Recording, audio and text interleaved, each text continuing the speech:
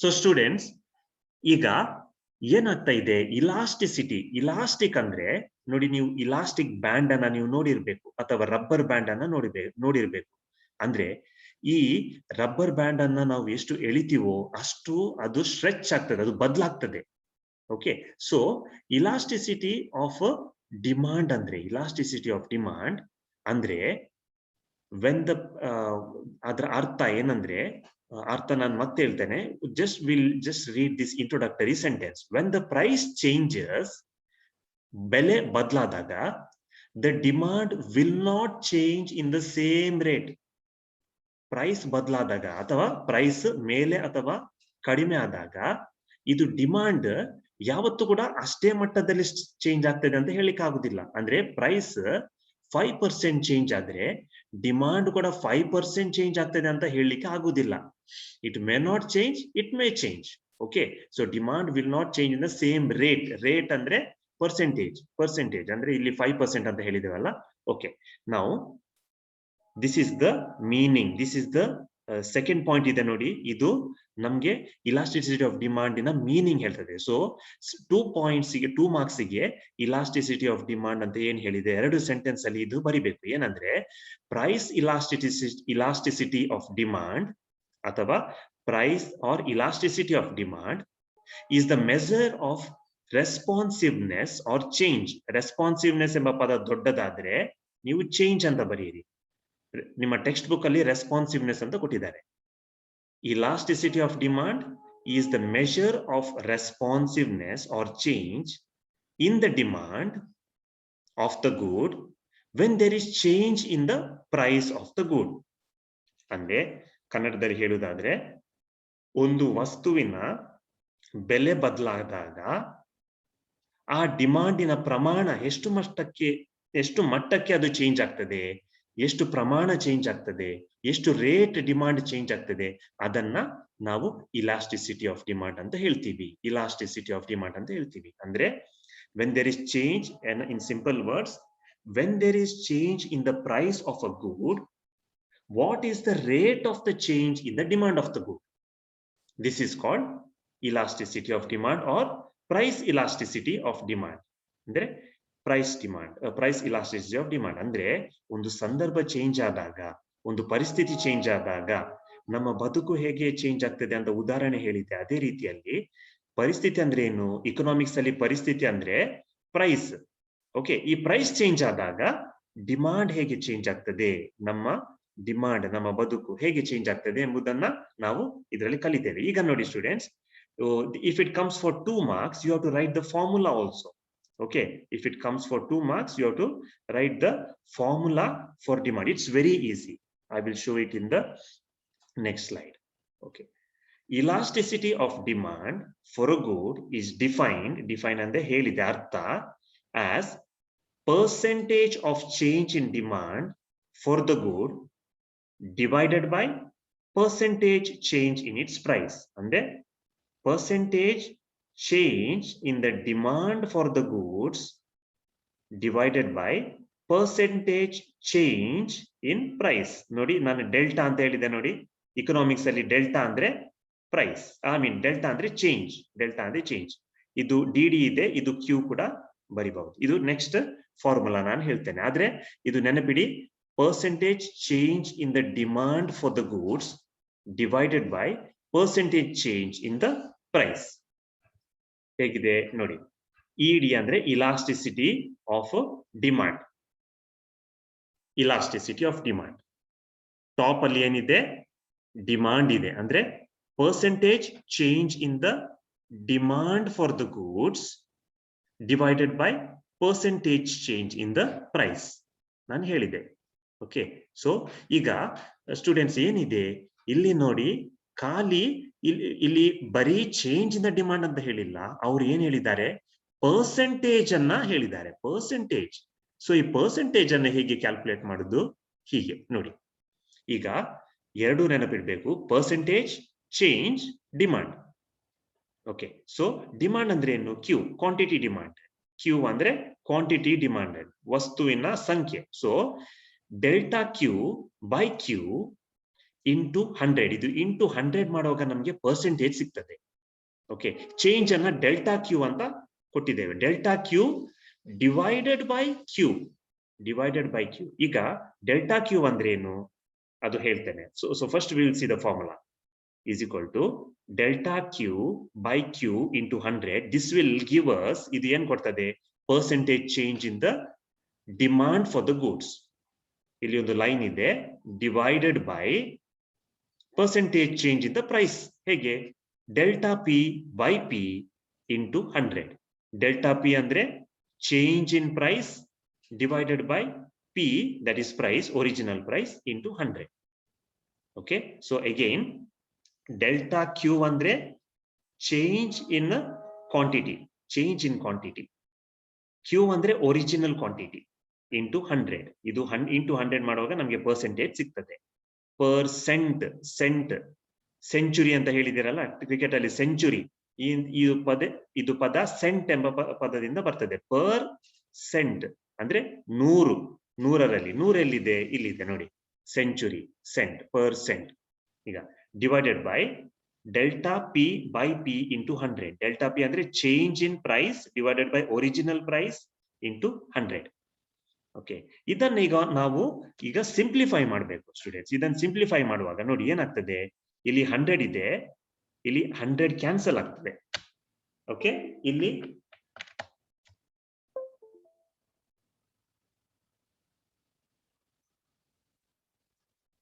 ಇಲ್ಲಿ ನೋಡಿ ಸ್ಟೂಡೆಂಟ್ಸ್, ಈಗ ಇದನ್ನು ನೋಡುವಾಗ ಈ ಎರಡು ಫಾರ್ಮುಲಾ ನೀವು 10th ಅಲ್ಲಿ ನೀವು ಮಾಡಿದ್ದೀರಿ. 100 ಅಲ್ಲಿ 100 ಕ್ಯಾನ್ಸಲ್ ಆಗ್ತದೆ, ಎರಡೆರಡು ಮೇಲೆ. ಇದು ನಾವು ಭಾಗಿಸು ಮಾಡುವಾಗ, ಡಿವೈಡ್ ಮಾಡುವಾಗ 100 ಕ್ಯಾನ್ಸಲ್ ಆಗ್ತದೆ.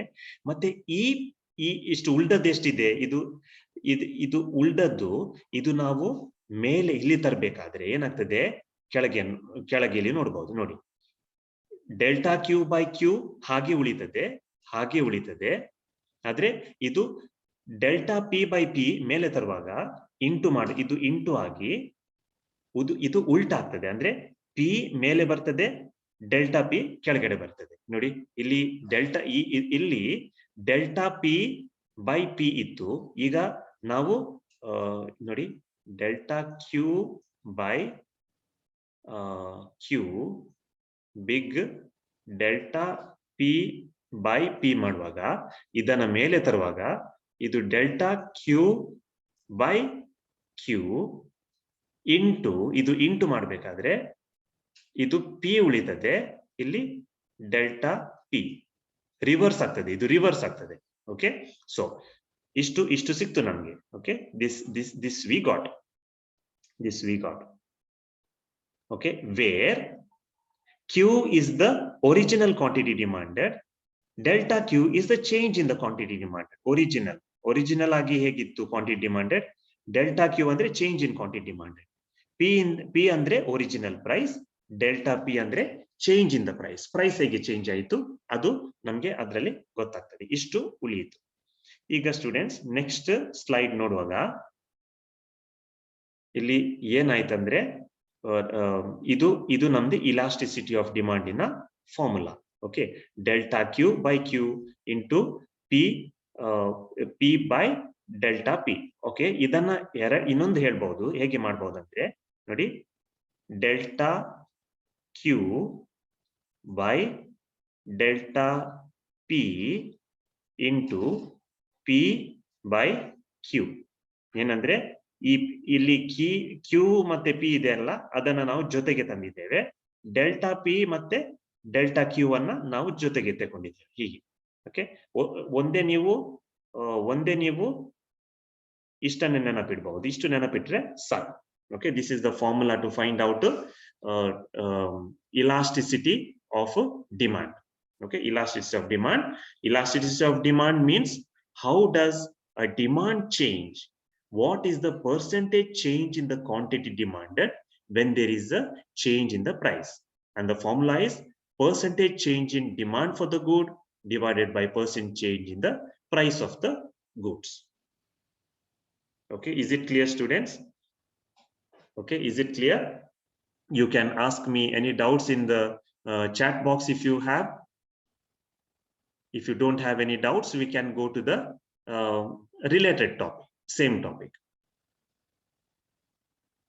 Okay, good. So we have next, you just remember this topic, students, that is elastic, inelastic, and unitary elastic. Elastic, inelastic, unitary elastic. ಈಗ ಇದು ನೀವು ಜಸ್ಟ್ ಅರ್ಥ ಮಾಡಿ, ಇದು ಅಷ್ಟು ಇಂಪಾರ್ಟೆಂಟ್ ಅಲ್ಲ, ಆದ್ರೆ ಅರ್ಥ ಮಾಡಿ. Okay, so what is elastic? ನೋಡಿ, ನಾವು ಇಲಾಸ್ಟಿಸಿಟಿ ಆಫ್ ಡಿಮಾಂಡ್ ಅಲ್ಲಿ ಯಾವತ್ತೂ ಕೂಡ percentage change in quantity demanded divided by percentage change in price ಮಾಡ್ತೀವಿ ಅಲ್ವಾ? ಅಂದ್ರೆ ಪ್ರೈಸ್ ಚೇಂಜ್ ಆದಾಗ ಡಿಮಾಂಡ್ ಎಷ್ಟು ಚೇಂಜ್ ಆಗ್ತದೆ ಅಂತ. ಈಗ ಈ ಡಿಮಾಂಡ್ ಇದೆ ನೋಡಿ, ಈಗ percentage change in the demand is more than the percentage change in the market price. ಅಂದ್ರೆ ನೋಡಿ, ಈಗ ಪ್ರೈಸ್ ಎಷ್ಟಾಯ್ತು? ಒಂದು 10% ಚೇಂಜ್ ಆಯ್ತು ಅನ್ಕೊಳ್ಳಿ. ಓಕೆ, ಅಂದ್ರೆ ಒಂದು ಮೊಬೈಲ್ ಫೋನಿಗೆ 10,000 rupees ಇತ್ತು, 10,000 rupees ಇನ ಮೊಬೈಲ್ ಫೋನ್. ಅದು 10% ಚೇಂಜ್ ಆಯ್ತು, ಅಂದ್ರೆ 10% ಜಾಸ್ತಿ ಆಯ್ತು. ಅಂದ್ರೆ 10,000 10% ಅಂದ್ರೆ 1,000 ಜಾಸ್ತಿ, ಅಂದ್ರೆ ಅದರದ್ದು ಬೆಲೆ 11,000 ಆಯ್ತು. Okay, so 10% change in market price, if ಇಷ್ಟು ಬದಲಾದಾಗ ಡಿಮಾಂಡ್ ಜಾಸ್ತಿ ಚೇಂಜ್ ಆಗ್ತದೆ, ಅಂದ್ರೆ 50% ಕಡಿಮೆ ಆಯ್ತು.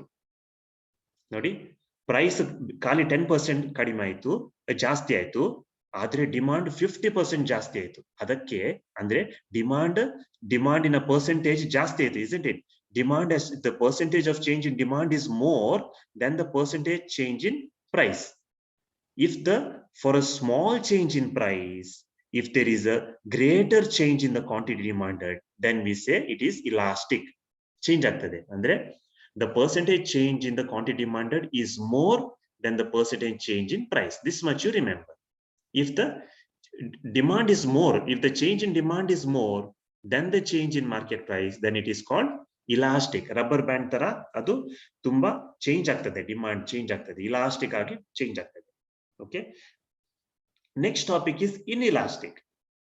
ಇನ್ಇಲಾಸ್ಟಿಕ್ ಅಂದ್ರೆ ಏನು ನೋಡಿ, ಅದೇ ಎಕ್ಸಾಂಪಲ್ ಅಲ್ಲಿ 10% ಚೇಂಜ್ ಆಯ್ತು, ಪ್ರೈಸ್ 10% ಚೇಂಜ್ ಆಯ್ತು, ಆದ್ರೆ ಡಿಮಾಂಡ್ ಕೇವಲ 5% ಚೇಂಜ್ ಆಯ್ತು ಅಲ್ವಾ? That is when the percentage change in the quantity demanded is less than the percentage change in the market price. Market price 10% change ಆದ್ರೆ ಡಿಮಾಂಡ್ 10% ಗಿಂತ ಕಡಿಮೆ ಆಗ್ಬೇಕು, ಅಂದ್ರೆ 9%, 8%, 7%, ಅಂದ್ರೆ ಜಾಸ್ತಿ ಚೇಂಜ್ ಆಗಿಲ್ಲ, ಡಿಮಾಂಡ್ ಜಾಸ್ತಿ ಚೇಂಜ್ ಆಗಿಲ್ಲ, ಹೆಚ್ಚು ಚೇಂಜ್ ಆಗಿಲ್ಲ. ಆವಾಗ ಅದು ಆ ರಬ್ಬರ್ ಬ್ಯಾಂಡ್ ಏನಾಗಿದೆ, ಡಿಮಾಂಡ್ ನ ರಬ್ಬರ್ ಬ್ಯಾಂಡ್ ಇನ್ಇಲಾಸ್ಟಿಕ್, ಇಲಾಸ್ಟಿಕ್ ಹೋಗಿದೆ ಅದು. It is not elastic, it doesn't change. Elastic ಆಗಿ ಅದು ಚೇಂಜ್ ಆಗಲ್ಲ, ಅದಕ್ಕೆ ಇನ್ಇಲಾಸ್ಟಿಕ್ ಅಂತ ಹೇಳ್ತೇವೆ. Inelastic, opposite to elastic. Okay, then last we have unitary. Unitary elastic ಅಂದ್ರೆ, ಲೆಟ್ಸ್ ಸಿ, ಯೂನಿಟರಿ ಇಲಾಸ್ಟಿಕ್ ಅಂದ್ರೆ when the percentage change in the quantity demanded is equal to the percentage change in the price. ಅಂದ್ರೆ 10% change ಆದ್ರೆ, price 10% change ಆದ್ರೆ demand ಕೂಡ 10% change ಆಗ್ತದೆ. ಇದಕ್ಕೆ unitary elastic demand ಅಂತ ಹೇಳ್ತಾರೆ. So is it clear students? Elastic, inelastic and unitary elastic. Unitary elastic ಅಂದ್ರೆ same change, price 5% change ಆದ್ರೆ ಡಿಮಾಂಡ್ ಕೂಡ 5% ಚೇಂಜ್ ಆಗ್ತದೆ. ಪ್ರೈಸ್ 6% ಆದ್ರೆ ಡಿಮಾಂಡ್ ಕೂಡ 6% ಚೇಂಜ್ ಆಗ್ತದೆ. Unitary elastic. Is it clear? Okay, good. So any doubts? So this is quite easy topic. So okay, so students, we studied about elasticity of demand. We studied about different kinds of elasticity, elastic, inelastic, and unitary elastic. About perfect elasticity of demand, we study in the future classes. But today, we will study one more topic that is about, and that topic is called elasticity along a linear demand curve. Okay, students. So this is an important topic, but it will be asked for a short, small, for maybe for 3 marks or maybe for 4 marks it can be asked. So kindly concentrate on the topic. Okay students, so please concentrate on the topic. ಈ ಒಂದು topic ಮಾಡುವಾಗ ನಾವು ಅರ್ಥ ಮಾಡಬೇಕು, ಅರ್ಥ ಮಾಡಿ ಇದನ್ನ ಸ್ವಲ್ಪ ನಾವು ಮೆಮರಿ ನೆನಪಿಡಬೇಕು, ಅರ್ಥ ಮಾಡಬೇಕು. So how is it? So ನಾವು ಲೀನಿಯರ್ ಡಿಮಾಂಡ್ ಕರ್ವ್ ಅಂತ ನಾವು ಮೊನ್ನೆ ಕಲ್ತಿದ್ದೇವೆ ಅಲ್ವಾ? Linear demand curve. ಈ linear demand curve, okay, I will draw again. So linear demand curve, we said a line, a demand curve which slopes downwards, and the formula is A minus BP alva. Q is equal to A minus BP. Idu demand, idu linear demand curve in a formula where A refers to all the factors that affect the change of the price. B is the slope of the demand curve, P is the price, Q is the quantity. Ishtu namge gottu. So linear demand curve is Q is equal to A minus BP. Idu Q now D into bracket P kuda madideve. D bracket P or Q andre onde. Okay, so confuse agbedi. Q is equal to A minus BP. So idu formula enu linear demand curve ina formula.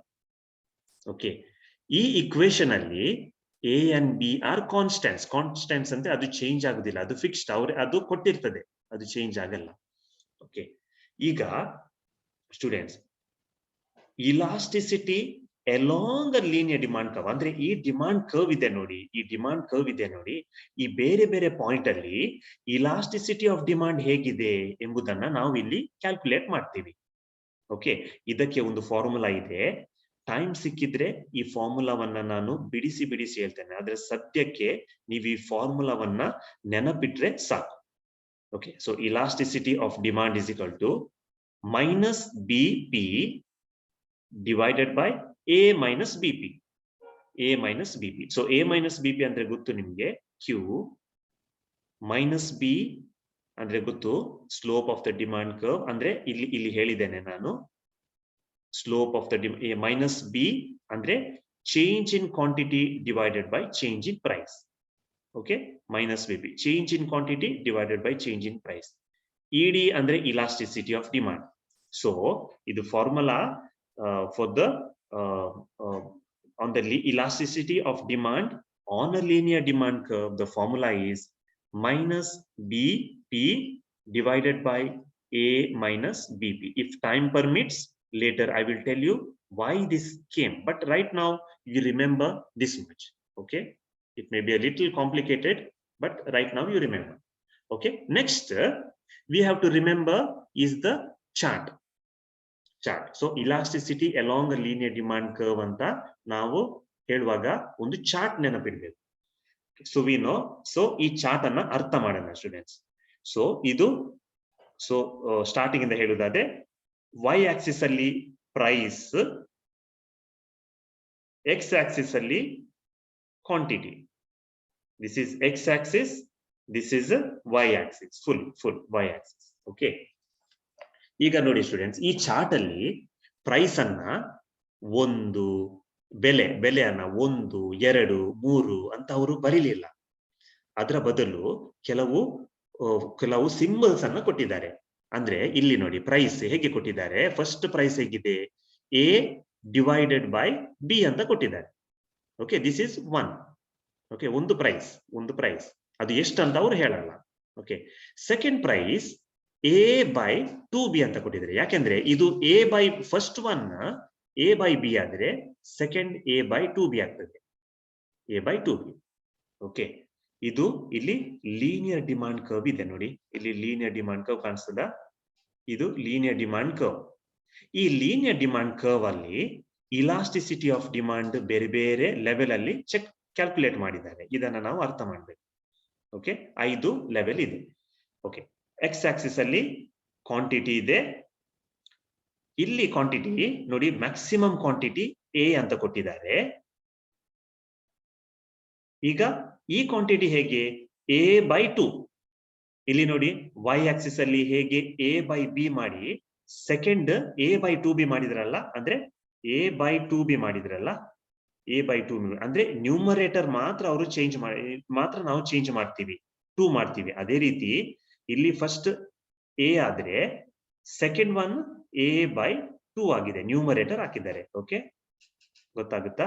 So ಇಷ್ಟನ್ನ ನೀವು ಅರ್ಥ ಮಾಡಿ ನೀವು ನೆನಪಿಡಿ. Okay, so first one price is a by b, second one is a by 2b. Here quantity is a, therefore this quantity less quantity is a by 2. Okay, a by 2. Okay, now ಈಗ ನೋಡಿ ಇಲ್ಲಿ ನಾವು ಏನ್ ನೋಡ್ತೀವಿ, what do we C ನೋಡಿ, elasticity of demand ED is equal to infinity ಅಂತ ಕೊಟ್ಟಿದ್ದಾರೆ. Infinity ಅಂದ್ರೆ ಅಂತ್ಯ ಇಲ್ಲದ, ಅಂತ್ಯ ಇಲ್ಲ. ಓಕೆ, ಎಷ್ಟು ಜಾಸ್ತಿ ಇದು ಎಂಡ್ಲೆಸ್, ಇನ್ಫಿನಿಟಿ ಅಂದ್ರೆ endless. Elasticity of demand is infinity ಅಂದ್ರೆ ಮ್ಯಾಕ್ಸಿಮಮ್. ನೀವು ಎಷ್ಟು ಮ್ಯಾಕ್ಸಿಮಮ್ ಯೋಚಿಸ್ಲಿಕ್ಕೆ ಪ್ರಯತ್ನ ಮಾಡ್ತೀರಾ ಅಷ್ಟು ಇನ್ಫಿನಿಟಿ. ಸೆಕೆಂಡ್ ಪಾಯಿಂಟ್ ಅಲ್ಲಿ elasticity of demand is greater than 1, ಒಂದಕ್ಕಿಂತ ಜಾಸ್ತಿ ಅಂತ ಹೇಳಿದ್ದಾರೆ. ಗ್ರೇಟರ್ ದ್ಯಾನ್ ನೋಡಿ, ಇಲಾಸ್ಟಿಸಿಟಿ ಆಫ್ ಡಿಮಾಂಡಿಗೆ 2 ಪಾಯಿಂಟ್ ಇದೆ ನೋಡಿ, ಒಂದಿದು ಒಂದೆರಡು ಅಲ್ವಾ? ಸೊ ಅಂದ್ರೆ elasticity of demand is greater than 1. 1 ಗೆ ಒಂದೇ ಪಾಯಿಂಟ್ ಇದೆ, ಇಲ್ಲಿ ಒಂದೇ ಪಾಯಿಂಟ್ ಅಲ್ಲಿ ನೋಡಿ, ಇದರಲ್ಲಿ ಒಂದೇ ಪಾಯಿಂಟ್ ಇದೆ. ಹೀಗೆ ಇರುವಾಗ ಯಾವ್ದಕ್ಕೆ 1 ಪಾಯಿಂಟ್ ಇದೆ ಅದು ಕಡಿಮೆ, ಯಾವ್ದಕ್ಕೆ 2 ಪಾಯಿಂಟ್ ಇದೆ ಅದು ಜಾಸ್ತಿ. So elasticity of demand greater than 1, ಒಂದಕ್ಕಿಂತ ಜಾಸ್ತಿ ಅಂತ ಹೇಳಿದೆ.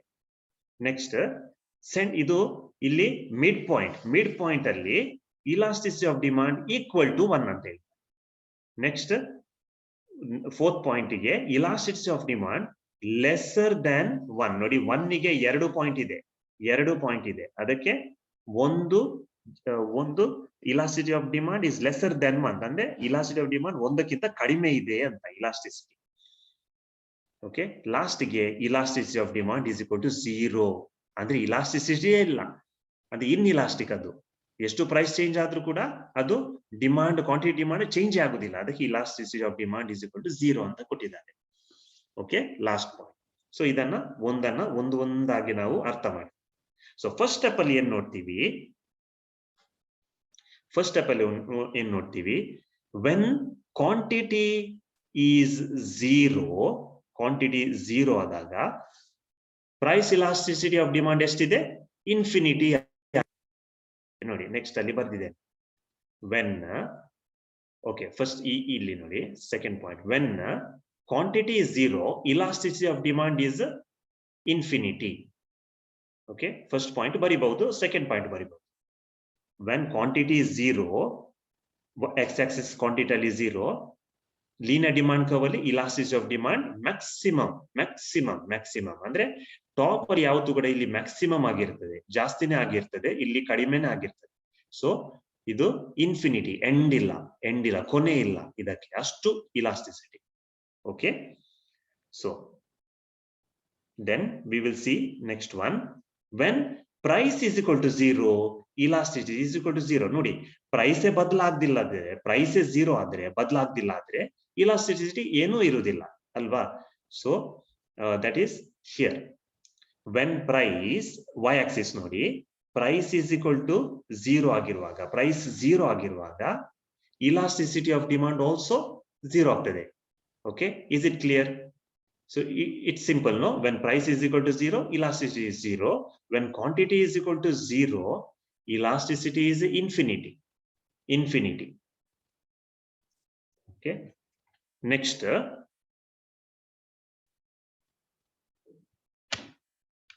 okay, next ನಾವು ಆ ಮಿಡ್ ಪಾಯಿಂಟ್ ಇದೆ ನೋಡಿ, ಆ ಮಿಡ್ ಪಾಯಿಂಟ್ ಅನ್ನ ನಾವು ನೋಡ್ತೀವಿ. ನೆಕ್ಸ್ಟ್ ನಾವು ಮಿಡ್ ಪಾಯಿಂಟ್ ಅನ್ನು ನೋಡ್ತೀವಿ ನೋಡಿ.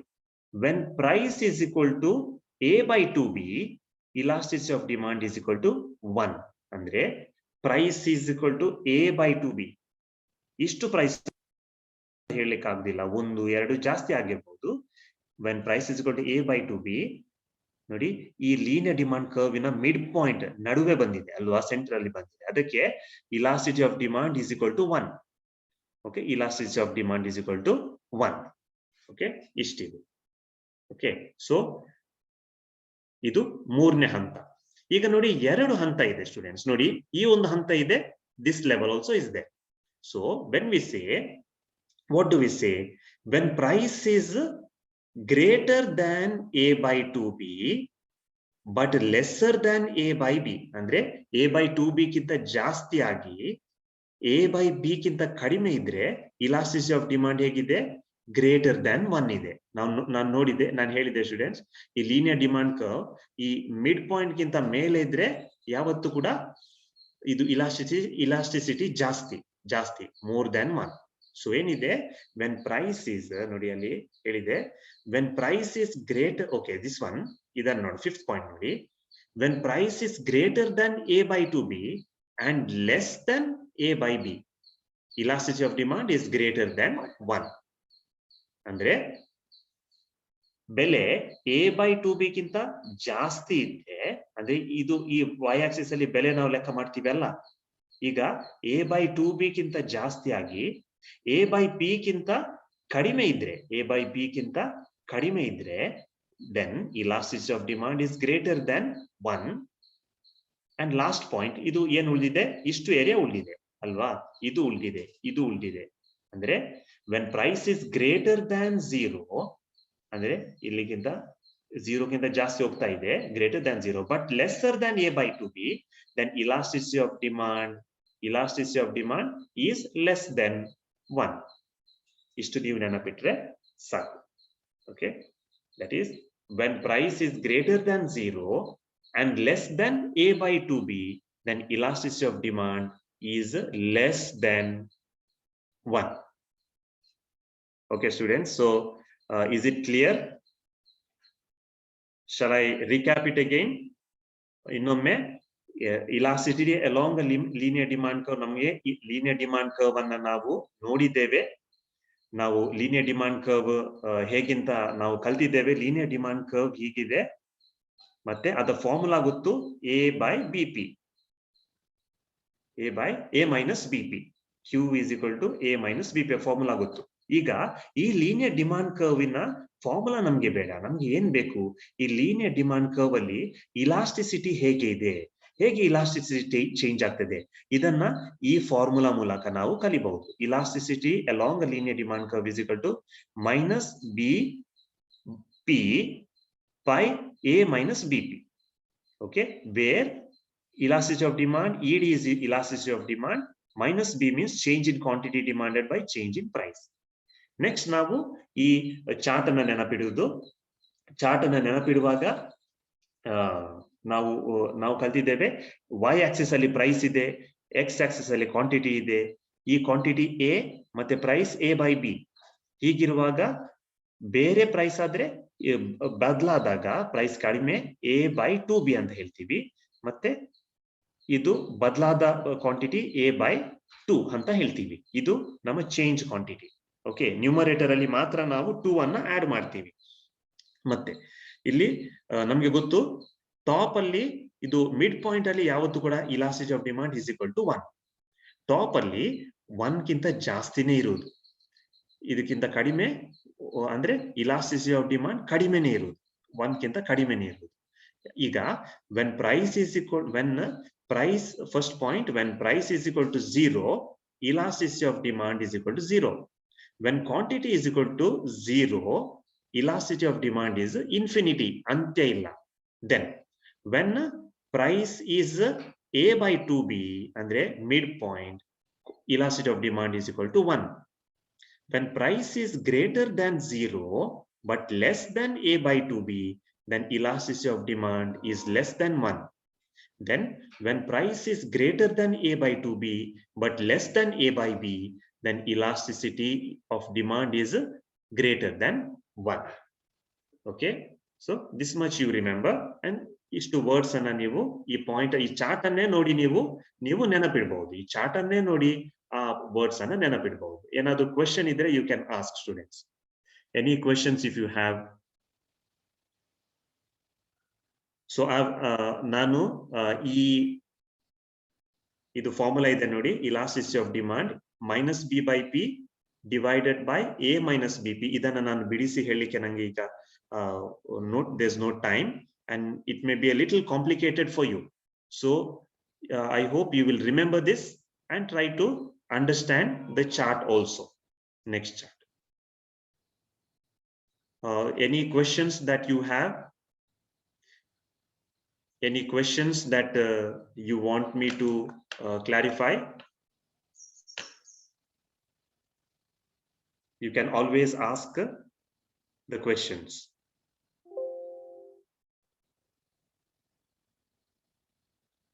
Any questions that you have, students?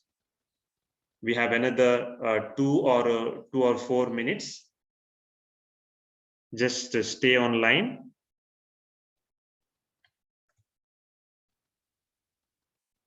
Can you understand? I hope class was okay.